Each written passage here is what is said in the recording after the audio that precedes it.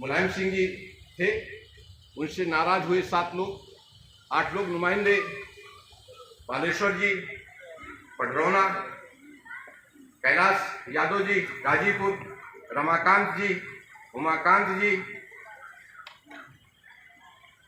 और खलीलाबाद के भालचंद जी, बाबू मित्र सेन जी, डीपी यादव जी, ये लोग निकल करके चले गए। सरकार किसकी थी? माननीय मुख्यमंत्री मुलायम सिंह जी की। और उनके जाने के बाद 7 लोगों को एक टैक्टिकल वोटिंग के तहत अनुसूचित तबके के, बैकवर्ड के तबके के लोगों ने इकट्ठा होकर करके उनको सबको हाथी में बैठा करके सांसद बना दिया। ये आपकी एकता प्रदर्शित करती है। और 110 सांसद की कोई जुबान नहीं है, जिसको चाहे उसको प्रधानमंत्री बना दे, लेकिन कभी आज तक आपने किसी की आवाज नहीं सुनी होगी। किसी भी दशा में अगर इस तरह बटे रहोगे तो सत्ता आपके पास नहीं आनी है। कहाँ कहीं वोट देगा, कहीं वोट देगा, मुखिया कहीं वोट देगा, निषाद कहीं वोट देगा, और क्या कहते हैं कुर्मी कहीं वोट देगा, तो अनुसूचित तबका और अल्पसंख्यक अलग अलग वोट करेगा, तो आप कभी सत्ता के करीब नहीं जाने वाले। आपको एकता बनानी पड़ेगी, सामाजिक और राजनीतिक पारिवारिक एकता बनानी पड़ेगी, तभी जाकर के आपका कोई विकास होगा, आप सत्ता के करीब जाओगे। अन्यथा जिसको पार्टी टिकट दे देती है उसको आप निशान पे मुहर लगा करके उसको अपना नुमाइंदा बना के भेज देते हो, चाहे वो आपका सुख दुख का भागी हो चाहे ना। डीआईजी साहब माइक पर। सबसे पहले मैं इस महाविभूति को, इसने आपको राजनीतिक, सामाजिक और सांस्कृतिक एक दिशा दी, आपकी एक पहचान बनाई, समाज में राजनीतिक एक पहचान बनाई, जिसके चलते आज आप वो एक सुखद माहौल बना चुके हैं और अपना एक जीवन की शैली बदल चुके हैं, राजनीतिक हो या सामाजिक हो। उस महाविभूति और गरीबों के मसीहा, गरीबों जैसी जिंदगी जीने वाले और दिल के और दिमाग के मजबूत श्रद्धेय मंत्री जी को मैं अपनी श्रद्धांजलि अर्पित करता हूं और उनको कोट कोट नमन इस आशय से करता हूं कि उन्होंने जो कुछ आपको सिखाया है वो आपकी आत्मा को, आपके व्यवहार को, आपके सामाजिक राजनीतिक आचरण को कहीं न कहीं प्रभावित करे। शायद जब हम किसी की श्रद्धांजलि सभा में जाते हैं तो हम ये नहीं सोचते हैं कि हम किस लिए जा रहे हैं, तो उसमें मैं बाद में आऊँगा। सबसे पहले मैं मंच पे बैठे हुए हमारे जो विशिष्ट और सम्मानित वरिष्ठ नागरिक जन हैं उनको मैं नमन करता हूँ, और जो आप लोग दूर दराज से आए हो, विश्वास करते हो माननीय मंत्री जी के माइक के पास आचरण में, व्यवहार में, उनकी नीतियों में, उनके द्वारा किए गए कार्यों में, आप सबको प्रणाम करता हूँ। तो मैं आता हूँ विषय पर। श्रद्धांजलि सभाएं क्यों आयोजित की जाती है, इनका मकसद क्या है? आप कभी भी कहीं किसी काम के लिए जाओ तो सबसे पहले ये सोचने की कोशिश करो कि आपका मकसद क्या है। इन्होंने कुछ चीजें बताई, इन्होंने अपना जीवन शैली आपको दिखाई, इन्होंने अपना आचरण दिखाया, राजनीतिक आचरण, सामाजिक आचरण, आपके सुख दुख में इन्होंने शिरकत की, आपके बच्चों को नई दिशा दी। उसके बावजूद आज जब आप यहाँ आते हो तो ये नहीं सोचते हो कि बाबूजी ने हमको दिया क्या है, बाबूजी ने हमको बताया क्या है, उसका हमें अनुपालन करना है कि नहीं करना है। हम अपने राजनीतिक स्वार्थों में, अपने स्थानीय स्वार्थों में, अपने निहित स्वार्थों में सिमट के रह गए हैं। इनके द्वारा जो हमें आदर्श बताए गए, इनके द्वारा जो सिद्धांत हमको सिखाए गए, इन्होंने जिस रास्ते पे चल कर को आपको लकीर खींची, उस डगर को आप भुला चुके हैं, उस डगर पे आप नहीं चल रहे हैं, आपकी आने वाली पीढ़ी चल रही है। मैं दूसरी तरह की चीजें, मैं किसी की तारीफों पे चल करके और चीजों पे मैं नहीं जाता। आज आपका समाज जो 2004 का समाज था, 2003 का समाज था, 2000 का समाज था, 1990 का जो समाज था, आज वो समाज टूट चुका है। आज आप खंड खंड विभाजित हो चुके हो, दलित अतिदलित, पिछड़ा पिछड़ा, और इतने नहीं, आप अपनी बिरादरी की परिधि में सीमित हो चुके हो। था वो अवरुद्ध हो गया। साथियों, अगर आप जानना चाहते हो कि नोट करके चले जाइएगा कि अब आपके पास सत्ता नहीं आनी है। क्या बात? किसी भी दशा में अगर इस तरह बटे रहोगे तो सत्ता आपके पास नहीं आनी है। कहाँ कहीं वोट देगा, अहिर कहीं वोट देगा, मुखिया कहीं वोट देगा, निषाद कहीं वोट देगा, और क्या कहते हैं कुर्मी कहीं वोट देगा, तो अनुसूचित तबका और अल्पसंख्यक अलग अलग वोट करेगा, तो आप कभी सत्ता के करीब नहीं जाने वाले। ये आपका बंटवारा इसलिए किया भी गया है, लेकिन आपकी समझ में नहीं आ रहा है। जब आप एक थे तब तो लड़ाई लड़ी नहीं पाते थे, आज जब आप बिखर गए हो, टूट गए हो, तो कौन सी लड़ाई लड़ोगे? आपके पास ना मानसिक बल है, ना शारीरिक बल है, ना आर्थिक बल है, ना राजनीतिक बल है, ना सामाजिक बल, ना सामाजिक एकता। लिहाजा आप टूटते जा रहे हो, कमजोर होते जा रहे हो। चुनाव में जो पद्धति 1990 के पहले थी, वो पद्धतियां इस्तेमाल होने जा रही हैं। दबाव, प्रेशर, चाहे प्रशासन का हो, चाहे सामंती ताकतों का हो, चाहे कंपनियों का हो, लेकिन वो आज प्रभावी होता चला जा रहा है। आपके बच्चों को नौकरी दी जा रही है, संविदा पे 15,000, 12,000, 14,000। आप आर्थिक तौर पर कमजोर होते जा रहे हो।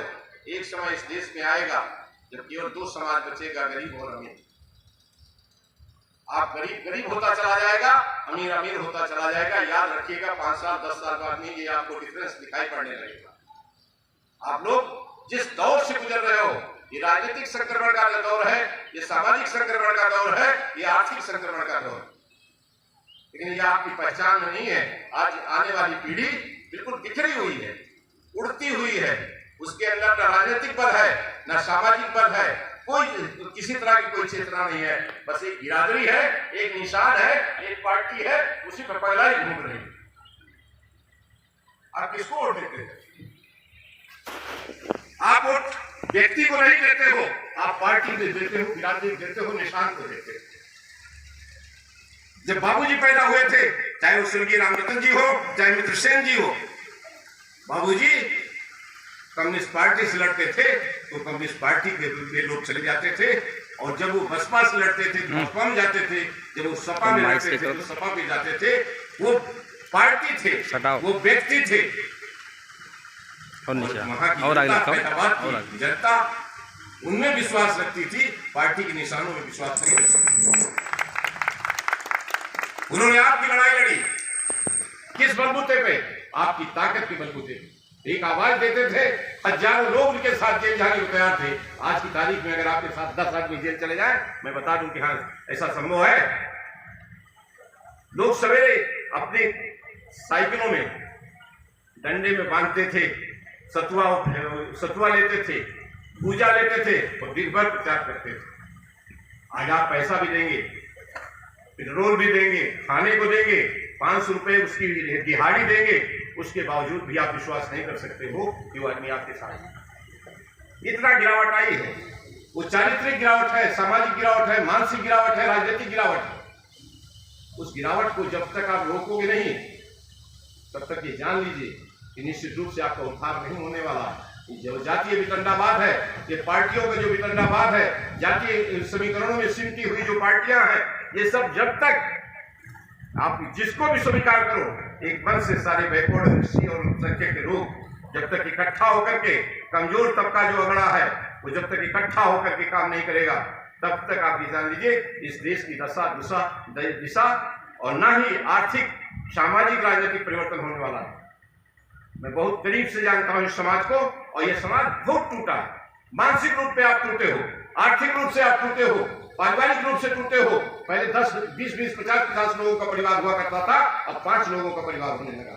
आप पारिवारिक तौर पर टूट चुके हो, सामाजिक तौर पर टूट गए हो। स्वार्थ के तले भाई भाई को दुश्मन बन गया है, चाचा भतीजा दुश्मन बन गए, बाप बेटा दुश्मन बन गए, मियां बीवी दुश्मन बन चुके।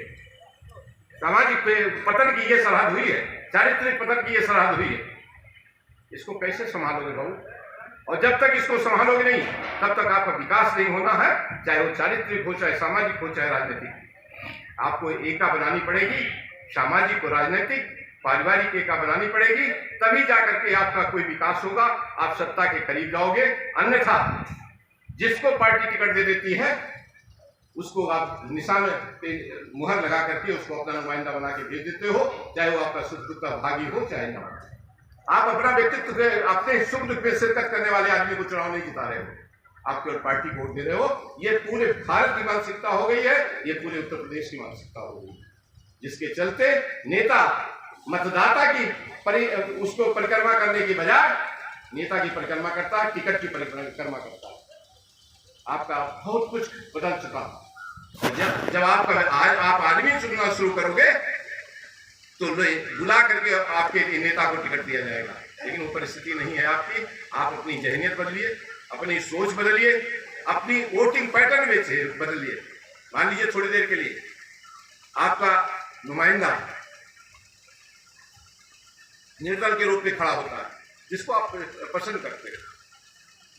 अगर आप जो राजनीतिक समीकरण और जातीय समीकरण और पार्टियों का समीकरण बन चुका है, निर्दल प्रत्याशी अब कोई चुनाव नहीं जीतता है। एक पप्पू यादव बिहार में है, वो जीत गए, वो भी एक इंसान है, निर्दल चुनाव जीता है। लेकिन आपको मैं फिर यहां बताना चाहता हूं, आप गरीबी की रेखा पे जो पहले रहे होंगे, आपके बाप दादा रहे होंगे, आपको लग रहा है कि हम बहुत आगे बढ़ गए हो, लेकिन ऐसा नहीं है। आप तो इथो कमरा बना लिया, तो लड़का मोटरसाइकिल हो गए तो सोचा था हम बहुत बड़का नहीं हो गए, ऐसा नहीं है। आने वाले समय में आप और कमजोर होंगे, आप टूटोगे, कमजोर होगे। और फिर कह के जा रहा हूं, गरीब और अमीर की खाई, अगर यही तरह हालात रहे आर्थिक, यही साम्राज्य रहा आर्थिक, तो आने वाले समय में गरीबी और अमीरी की दूरी बहुत बढ़ जाएगी। और 5% लोग, 10% लोग जो आज की आपकी पूरी आर्थिक से उस पर से काबिज हैं, 80% लोगों के पास जितनी संपत्ति नहीं है, उतनी इंडिया के 5-10% लोगों के पास पूरी संपत्ति इतनी पड़ी है। लिहाजा सजग हो जाओ, जागरूक हो जाओ। और अब कम्युनिस्ट का जो पैटर्न था, जो पार्टियों का पैटर्न था, जो आप बार बार मजलूमों की लोग बात करते हैं, जुझारू लोगों की बात करते हैं, क्रांतिकारियों की बात करते हैं। कल हमारे यहाँ एक इलेक्शन हुआ मिल्कीपुर में, एक पर्ची बटी जिसको रेड पर्ची कहा गया, लाल पर्ची, और उस पर्ची को देख करके जिसे कहते हैं आप भयातुर हो गए, डर गए, जबकि वो 163 बीएनएस की निर्धारण थी, वो जिसे 107-16 आप कहते थे। लेकिन उस पर्ची को देख करके लोगों ने कहा कि भैया लाल पर्ची हमें मिल गया, हमें हुआ जावे नहीं कर। आपके अंदर लड़ाई की मात्रा नहीं रह गई, आपके अंदर संघर्ष की मात्रा नहीं रह गई, आपके अंदर जिद्दोजहद की मात्रा नहीं रह गई। आपका हक छीना जा रहा है, आप कमजोर किए जा रहे हो, आर्थिक रूप से, सामाजिक रूप से, राजनीतिक रूप से। एक और नजीर दे देता हूं, बुरा मत मानिएगा। 20% आबादी आपकी लोकसभा में है और 20% आबादी अनुसूचित तबके की विधानसभा में। 20% आबादी का मतलब हो गया 110 सांसद, और 110 सांसद की कोई जुबान नहीं है, जिसको चाहे उसको प्रधानमंत्री बना दे। लेकिन कभी आज तक आपने किसी की आवाज नहीं सुनी होगी। इसी तरह विधानसभा में 403 की विधानसभा में 80-81 विधायक अनुसूचित तबके से हैं, विभिन्न पार्टियों में होंगे, लेकिन 81 में से किसी एक की आवाज आप नहीं सुनते अनुसूचित तबके के लोगों। उसका कारण यह है कि आप अपने आदमी को, मजबूत आदमी को नहीं देते हो, जिससे पार्टी टिकट दे देती है, उसको नेता बना के भेज देते हो। लिहाजा वो आपकी आवाज नहीं उठाता, पार्टी के निर्देश पे काम करता। आज का नेता जो चाहता भी है कि हम आपकी बात को उठाएं, आपको आगे बढ़ाएं, आपके दुख सुख को ले जाकर के विधानसभा और लोकसभा में प्रस्तुत करें, तो इसलिए नहीं उठा पाता क्योंकि पार्टी के निर्देशों के तहत बोलने के लिए मजबूर है, नहीं बोलता। लेकिन एक नुमाइंदा है आपके लोकसभा में, बड़ी पंचायत में, चंद्रशेखर साहब रावण जी, वो आपको देखो कितना बिंदास होकर के बोलते हैं, क्योंकि उनको आपने मजबूत बना करके उनको भेजा है लोकसभा में अपनी बात को उठाने के लिए। लिहाजा मैं फिर यहां से इन महानुभाव की इस विभूति के द्वारा जो दिए रास्ते दिखाए गए, असली श्रद्धांजलि यही होगी जब ये सोचेंगे कि जयसिंहपुर के, सुल्तानपुर के लोग हमारी नीतियों का पालन करके और हमारे दिखाए गए रास्ते पे चल करके आगे बढ़ रहे हैं। हमारा समाज सामाजिक रूप से, राजनीतिक रूप से ताकतवर हो रहा है, आर्थिक रूप से ताकतवर हो रहा है, तो वही या उस रास्ते पर आप चलोगे, अपनी एका बनाओगे, सामाजिक राजनीतिक, और अपनी ताकत बनाओगे, अपना नुमाइंदा चुनोगे, और तब जाकर के आपका राजनीतिक, सामाजिक, आर्थिक विकास होगा। अन्यथा मैं फिर कह के जा रहा हूँ, आपके सारे रास्ते बंद हो चुके हैं, आपकी आवाज बंद हो चुकी है, आपकी नुमाइंदगी गूंगी हो गई है, बहिर हो गई है। आपके बैकवर्ड एससी का नुमाइंदा न तो कुछ बोल सकता है, न कह सकता है, चाहे जिस पार्टी का नुमाइंदा हो, वो पार्टी के निर्देशों पे ही काम करता है। आप अपना प्रतिनिधि चुनना बंद कर दिए हो, अपना नेता चुनना बंद कर दिए हो, आप पार्टी और निशान को वोट दे करके आपने अपना रास्ता बंद कर दिया, अपनी आवाज बंद कर दी। मेरा बस इतना सा संदेश है कि ये एक मुखर वक्ता थे, ये अपनी बात कहते थे, जनता की सुख दुख में शिरकत करते थे। क्या आप इनके जैसे व्यक्तित्व का कोई नेता आपके पास है आज सुल्तानपुर में? इनके जैसे आचरण का, इनके जैसे राजनीतिक शैली का, राजनीतिक व्यवहार का कोई नेता है आपके पास? कोई नहीं। तो फिर क्यों कह रहे हो? क्योंकि आपने बनाया नहीं। आप जो पार्टी का टिकट लेके आते हैं उसको वोट दे देते हो बाबू, और उसके बाद चुप मार के बैठ जाते हो, चाहे हमें चाहे ना आवे, और चाहे आपके सुख दुख में शिरकत करें चाहे ना करें। क्यों फॉर्मेलिटी अदा करने आता है वो नेता, औपचारिकता निभाने आता है, क्योंकि वो जानता है। हमारे यहाँ के नेताजी हैं जो कहते हैं कि आप हमको वोट नहीं देते हो, फला को वोट देते हो। ये स्थिति है आपकी। तो आप राजनीतिक तौर पे, मैं तो ये कह रहा हूँ कि हमारे 1990 के 2000 के 2010 तक बड़ी अच्छी स्थिति थी, राजनीतिक सोच बहुत अच्छी थी। एक आपको नजीर देता हूँ, माननीय मुख्यमंत्री जी मुलायम सिंह जी थे, उनसे नाराज हुए 7 लोग, 8 लोग नुमाइंदे, बालेश्वर जी, पडरौना, कैलाश यादव जी गाजीपुर, रमाकांत जी, उमाकांत जी, और खलीलाबाद के भालचंद जी, बाबू मित्र सेन जी, डीपी यादव जी, ये लोग निकल करके चले गए। सरकार की स्थिति थी माननीय मुख्यमंत्री मुलायम सिंह जी की, और उनके जाने के बाद 7 लोगों को एक टैक्टिकल वोटिंग के तहत अनुसूचित तबके के, बैकवर्ड के तबके के लोगों ने इकट्ठा होकर करके उनको सबको हाथी में बैठा करके सांसद बना दिया। ये आपकी एका प्रदर्शित करती है, आपकी राजनीतिक टैक्टिकल वोटिंग प्रदर्शित करती है, ये आपको बताती है कि आप कितने राजनीतिक तौर पे कितने सतर्क हो। लेकिन आज की तारीख में आप अपने सारे नुमाइंदों में से अब कोई डीपी और कोई मित्र सेन और कोई क्या कहते हैं बालेश्वर नहीं पैदा हो रहा है। आप नेता विहीन होते जा रहे हैं। मैं आपको एक एग्जाम्पल दे रहा हूँ। हमारे मिल्कीपुर में अभी कल उठ पड़ा, वहाँ बीजेपी ने ला करके बाबा गोरखनाथ को 2017 में दिया और चुनाव जीत गए। उसके बाद 22 में चुनाव हार गए। इस बार उनको हटा करके चंद्रभानु जी को टिकट दे दिया। इस बात की गारंटी नहीं है कि 2027 में भी चंद्रभानु को टिकट मिलेगा जीतने के बाद। आज नेता, पार्टियां नेता नहीं पैदा कर रही हैं, वो यूज एंड थ्रो कर रही हैं, पहले इस्तेमाल करते हैं उसके बाद खेती। बड़ा अजीब समय आ गया है, और अगर आप सतर्क नहीं हो, और उसका रीजन यही है, तो जानते हैं कि हमारा वोटर तो जिसको भी हम उद्घोषित कर देंगे उसी को वोट देगा।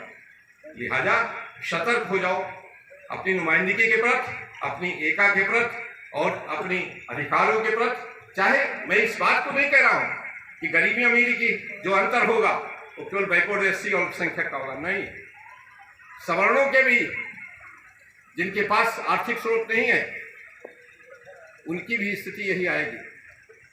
उसमें भी कोई मध्यम वर्ग, चाहे वो सवर्ण हो, चाहे बैकवर्ड हो, चाहे एससी हो, वो निश्चित रूप से गरीबी की रेखा के लिए की तरफ जा रहा है। और जो बड़े लोग हैं, मैं आपको एक और नजीर दे रहा हूं बस लास्ट में। पहले जमींदार लोग हुआ करते थे जिनके यहाँ हम लोग हलवाई करते थे, और वो 1 बीघा 2 बीघा दे करके आपको कहते थे जाओ जीवन यापन करो। आज उस जमींदारी प्रथा का स्वरूप बदल गया है।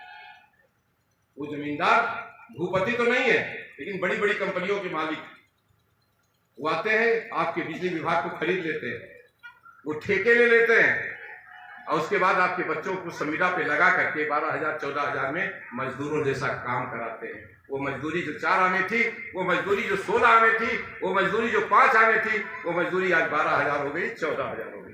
और पूंजीपति कौन हो गया? भूपति जो था वो आज पूंजीपति के रूप में आपके यहाँ कंपनियों के मालिक के रूप में आ गए। इतना स्वरूप बदल गया, बस स्वरूप बदला है, लेकिन उस समय उनसे लड़ने की मानता हमारे लोगों में थी। ढेर सारी यूनियनें थी, ढेर सारे लोग लड़ाई लड़ते थे, झंडा लेकर के डंडा लेकर सड़कों में निकलते थे, प्रदर्शन करते थे।